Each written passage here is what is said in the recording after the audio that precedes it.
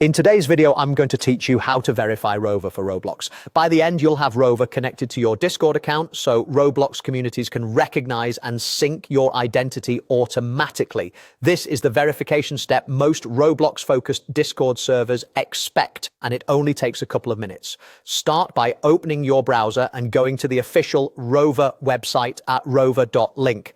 Take a quick look at the address bar to make sure you're on the legitimate site before you continue.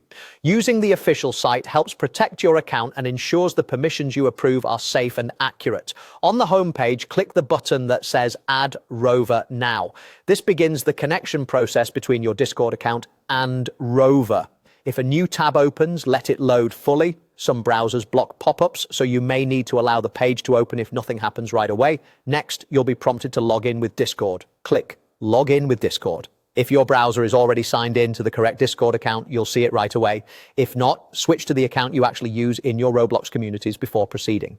Verifying the wrong account can cause confusion later, so double check you're on the right one now. You'll see an authorization screen that lists the information Rover is requesting. Click Authorize to proceed. This typically includes basic account details and permission to manage role connections, which is how Rover keeps your Discord roles in sync with your Roblox profile.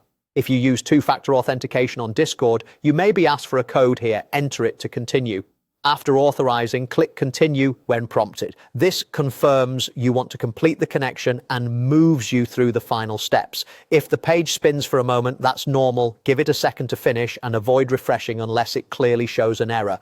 To wrap up, click Confirm and give access. This final confirmation tells Discord to allow Rover to update your role connections on servers that use it.